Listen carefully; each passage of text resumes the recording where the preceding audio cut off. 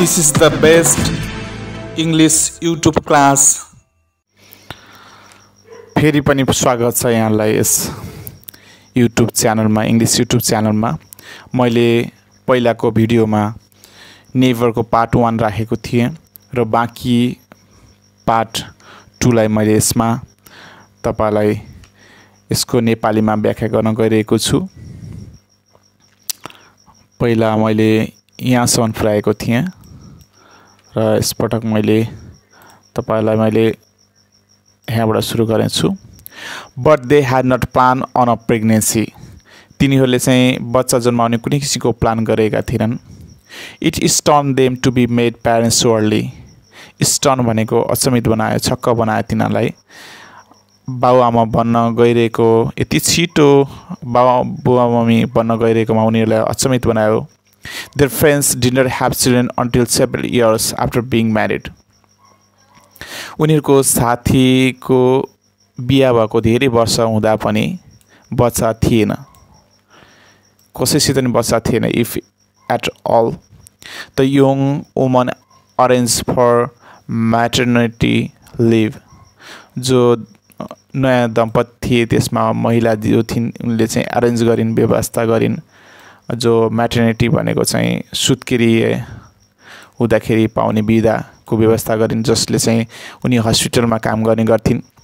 The young men plough on with his thesis. The young men plough on with his thesis on the 20th century novel.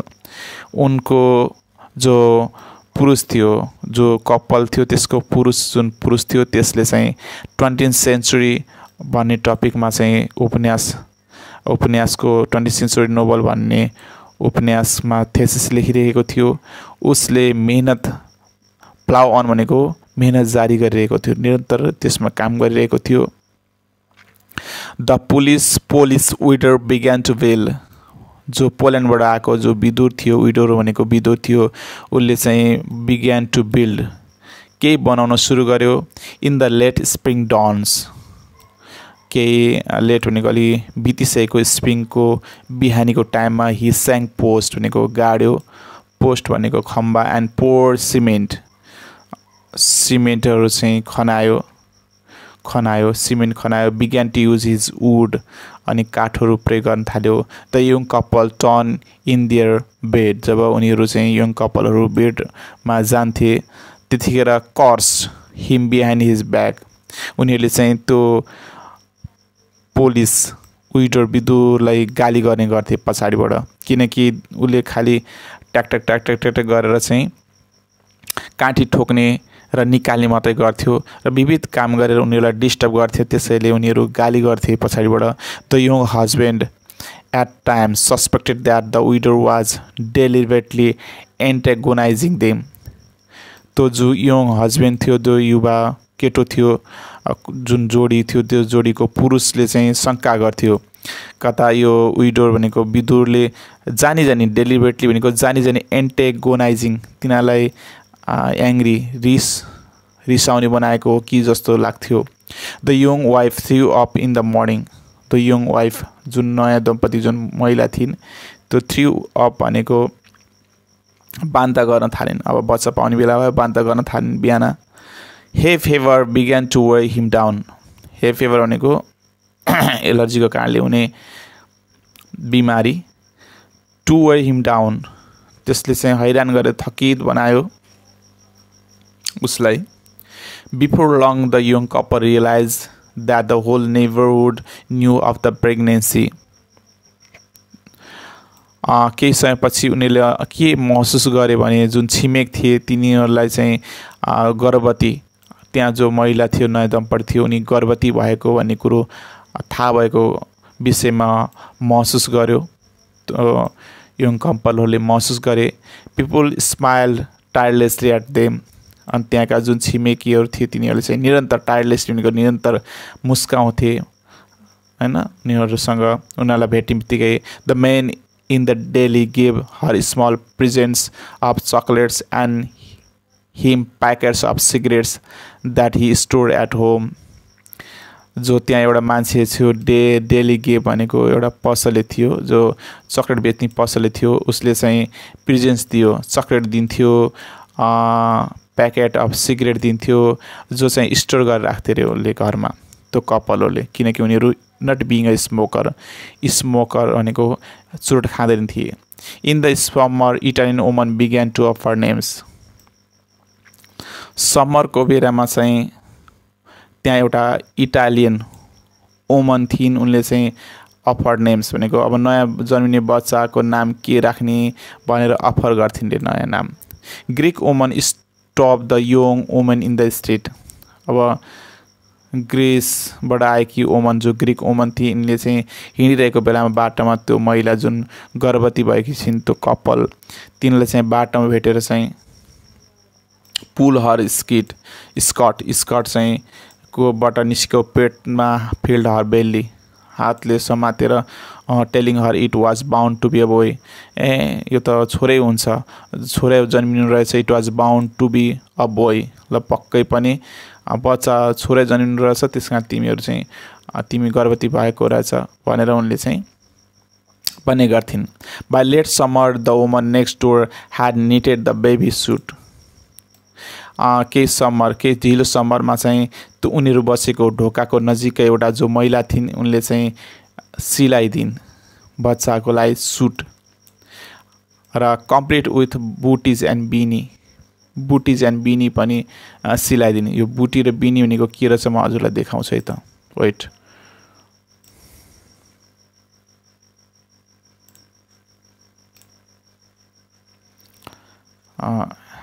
यहाँ छ,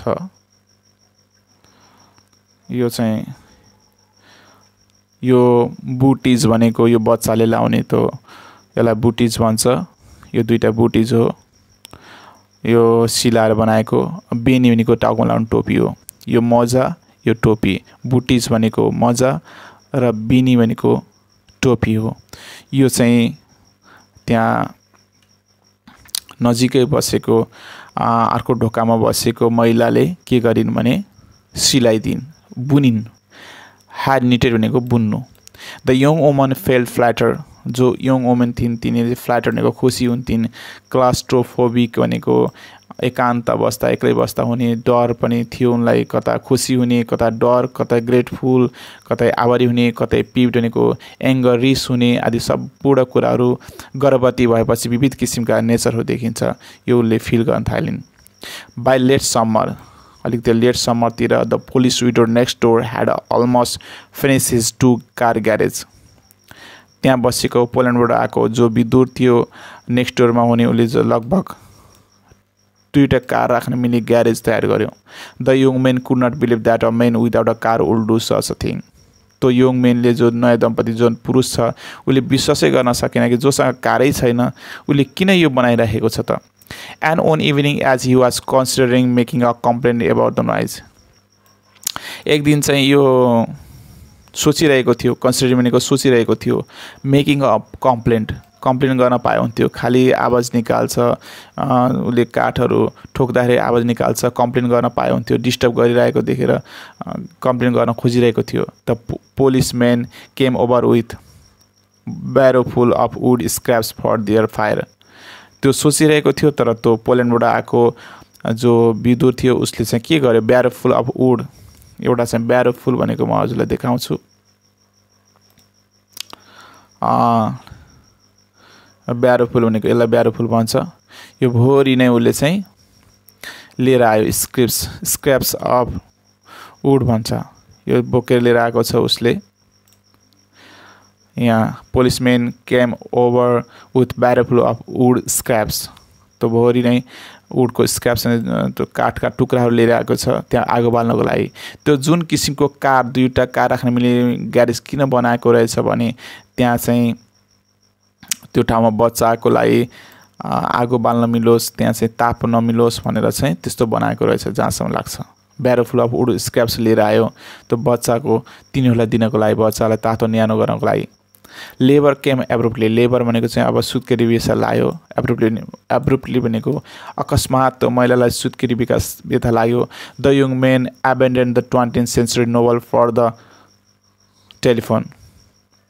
अब उसले 20th century नोबेलको विषयमा लेखेको जुन thesis छ त्यो काम छोड्यो र सबैलाई बोलाउन थाल्यो। His wife began to black the stove. उसको श्रीमतीले चाहिँ स्टोभ जलाउन थालिन्। द मिड वाइफ केम भनेको जो धाई आमा, जो सुत्केरी बच्चा जन्मिएला चाहिँ जो महिला हुन्छन् त्यो स्याहार गर्ने धाई आमा आइन् र हेल्प हर फिनिस द जब। उसले चाहिँ सहयोग गर्नको लागि आइन् बच्चा जन्माउनको लागि। बच्चाको व्यथा लाग्ने बेला, सुत्केरी व्यथा लाउन लाग्ने बेलामा सहयोग गर्नको लागि आइन्। While he ran about making statements that sounded like क्वाइलिज। त्यो पुरुष चाहिँ यताउता दौडिन्थ्यो अनि त्यो अब के गर्ने कसो गर्ने विभिन्न यो विषयलाई लिएर यताउता दौडिन्थ्यो, जहाँ कि दाइ आमा त्यहाँ आएकी थिइन् सहयोग गर्नको लागि। His wife hoisted her belly. उसको वाइफले चाहिँ होस्टेड भनेको उठायो, पेट उठायो। About the house supervising his moments. उसको चालहरू हेरिराख्थिन् त्यो महिलाले। Going outside for more wood. उनले ऊ चाहिँ बाहिर चाहिँ काठ लिन गयो होइन, दाउरा सल्काउनु पर्यो नि त होइन, त्यसको लागि काठ लिन गयो। He saw in the last light of the day the faces at his fence. उसले चाहिँ के देख्यो भने त्यहाँ फेसेस एट इज फेन्स, त्यहाँ विभिन्न प्रकारका मान्छेहरूको फेसहरू देखे आएर उभिन्थे त्यहाँका छिमेकीहरू। हि कुड न काउन्टेड 12 फेसेस। त्यहाँ 12वटा अनुहारहरू देख्यो उसले।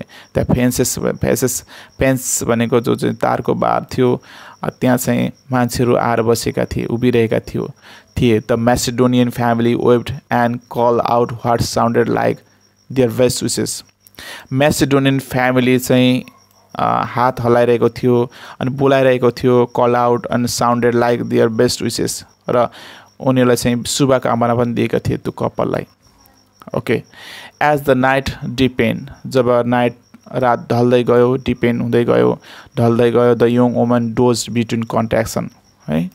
उनी चाहिँ वुमन चाहिँ निन्द्रा पनि लाग्छ। कन्ट्याक्सन भनेको खिचातानी पनि हुन्छ शरीरमा। समटाइम्स वाकिङ, कहिलेकाहीँ हिँड्से गाह्रो हुन्छ नि त बच्चा पाउनेलाई, कहिलेकाहीँ कन्ट्याक्सन भनेको पेट गाह्रो हुन्छ अनि खिचिने हुन्छ, कहिलेकाहीँ के हुन्छ हिँड्न पर्छ, समटाइम्स साउटिङ, कहिलेकाहीँ चिच्याउनु पर्ने हुन्छ होइन। सी ह्याड अ हट बाथ। उनले चाहिँ तातो पानीले नुहाइन् एन्ड बिग्यान टु इट आइस। अनि फेरि आइस चिसो जो आइस हुन्छ आइस पनि खाए। आइस खायो भने रिलिफ हुन्छ, पीडा कम हुन्छ भनेर आइस पनि खाइन्। And demand liver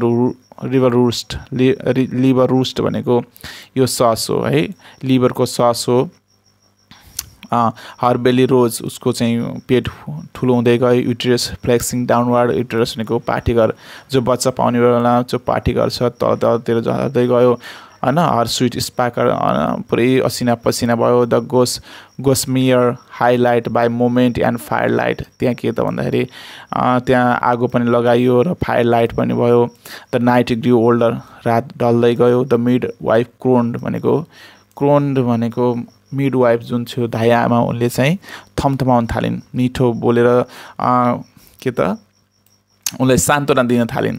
the young main rubbed his wives back. जो यङ मेन थियो, जो कपालको जो पुरुष थियो, त्यो महिलाको पछाडिपट्टि चाहिँ के गर्न थाल्यो, रब गर्यो होइन। Fed her eyes and rubbed her lips with oil. Fed her eyes भनेको आइस पनि खुवाउने, रब गर्ने, पछाडि हातले चाहिँ रब गर्न थाल्यो। अनि लिप्स विथ ओइल चाहिँ लिपमा ओइल लगाइदियो, ओठमा ओइल लगाइदियो, तेल लगाइदियो। And then came the pushing and त्यो अब त्यतिखेर चाहिँ गाह्रो हुन्छ बच्चा जन्मनको लागि। फेरि पुसिङ भनेको शरीरको अङ्गहरू चलाउन थाल्यो, धक्कल्न थाल्यो। He cares and started and tried not to shout. अनि उसले केयर गर्न थाल्यो। एन्ड स्टेयर भनेको हेर्न थाल्यो। And tried not to shout भनेको नरोस भनेर चाहिँ उसले केयर गर्ने, थमथमाउने आदि इत्यादि गर्यो। द फ्लोर ट्रेम्बल भनेको अब एकदम बच्चा पाउनेलाई गाह्रो हुन्छ नि त, त्यो ट्रेम्बल हल्लेको जस्तो लाग्छ। As the young woman bore down in squat. अनि त्यो बच्चा पाउनको लागि एउटा किसिमको स्क्वाट भनेको टुक्रुक्क बस्यो होइन, बोर डाउन भएर टुक्रुक्क बस्यो। He felt the power of her. एकदम शक्ति लगाएर द सोफिस्टिकेसन अफ हर। स्ट्रेन भनेको एकदम तनाव मराइन, एकदम तन्काइन शरीर। हर फेस मोटेड भनेको जोर लगाएर अनुहार पनि बिग्रिएको थियो she kept at it push after push शरीरमा बल र ताकत लगाइ थियो assaulting some unseen barrier until suddenly it was smashed and she was through अनि अन्तिममा एकदम ताकत लगाए नदेखिने किसिमको हैन त्यसपछि स्म्याश भनेको यो चाहिँ के छ टुक्रा टुक्रा it was smash and she was through it took his wind away to see the look on the baby's face as it was certainly passed up to the breast भनेको त्यहाँ अब एउटा बच्चा आयो जुन बच्चा जन्मियो त्यसपछि 81 जन्मिएपछि pass up to the breast त्यो बच्चा जन्मिएपछि त्यो बच्चालाई के गर्यो नि त्यो बच्चा जन्मेको देखिँदाखेरि सुरुमा सासै रोके जस्तो भयो रे त्यो पुरुषलाई त्यसपछि त्यो बच्चालाई लगेर आमाको छातीमा राखियो ब्रेस्टमा राखियो it had one eye on him उसको आँखा एउटा आफ्नो आँखा त्यो बच्चामा लगायो इट फाउन्ड द निपल त्यो बच्चाले चाहिँ निपल भनेको आमाको दुध चुस्न थाल्यो पायो इट ट्रेन कोड भनेको ट्रेल्ड कोड भनेको जो नाभिमा जोडिएको हुन्छ नि लामो ट्रेल कोड भनेको त्यो नाभि पनि रहेछ बर्निक्स स्मियर्स भनेको त्यहाँ साल नाल भन्छ नि यो साल हो यो नाल साल नाल त्यहाँ शरीरमा लिएरै जन्मेको थियो त्यो बच्चाले इट्स मदर्स ओन स्विट आमाले बच्चा जन्माउँदाखेरि विभिन्न किसिमको त्यो स्विट भनेको चाहिँ पसिना निस्केको थियो she gasp and cover the tiny buttocks अनि सास फेरिन लामो सास फेरिन त्यसपछि बच्चाको पछाडिको भागलाई चाहिँ समातेर आफ्नो हातमा राखिने अब शिष्यहरूले भने कि त्यो चाहिँ बच्चा जुन थियो त्यो केटा बच्चा अब बोय जन्मेछ फर अ सेकेन्ड केही सेकेन्डको लागि the child lost the nipple and began to cry केही समय चाहिँ बच्चाले चाहिँ आमाको चाहिँ दुध चाहिँ भेटाउन सकेन निपल भेटाउन सकेन र रोयो the young man heard something outside केही कुरा सुन्यो बाहिर कराइरहेको कुरा सुन्यो he went to the back door ऊ पछाडि ढोकामा गयो on the Macedonian side of the fence जहाँ मेसिडोनियन छिमेकीहरू बस्थे त्यो बारको त्यो छेउमा फेन्समा गएर बारमा गयो र smell Q of Bellary faces looked up केही पुरुषहरू चाहिँ केही महिला पुरुषहरू चाहिँ लाइनमा बसिरहेका थिए हेरिरहेका थिए चियरिङ भनेको चाहिँ रमाइलो गरिरहेका थिए एन्ड द यङ मेन बिग्यान टु विप त्यसपछि त्यो सबै कराएको देखेर त्यो यङ मेन पनि रुन थाल्यो the 20th century novel had not prepare him for this अनि त्यसले गर्दा चाहिँ उसलाई चाहिँ खुसी भयो खुसीले ऊ रुन थाल्यो भनेर भनेको छ the 20th century novel had not prepare him for this त्यस कारण चाहिँ यो 20th century नोबल जुन लेखेको थियो प्रिपेयर गर्न पाएन यसले गर्दा यसरी ऊ अन्तिममा पहिला चाहिँ त्यहाँ नयाँ ठाउँमा आउँदा त्यो ठाउँका छिमेक देखेर ऊ वाक्क दिक्क भएको थियो छिमेकीहरूलाई मन पराएको थिएन र अन्तिममा गएर छिमेकीको वास्तवमा उनीहरू चाहिँ सहयोगी रहेछन् हेल्पफुल रहेछन् भन्ने रियलाइज गरेपछि ऊ अन्तिममा चाहिँ उनीहरूले गरेको व्यवहार देखेर त्यो यङ मेन त्यो नयाँ दम्पतिको जो पुरुष छ त्यो चाहिँ खुसीले अन्त्यमा रहेको छ यति भन्दै आजको म यो नेभरको पार्ट 2 बाट म बिदा लिन चाहन्छु र त्यतिन्जेलसम्मको लागि मलाई बिदा दिने होला र अर्को भिडियो म लिएर आउने छु हस्त धन्यवाद।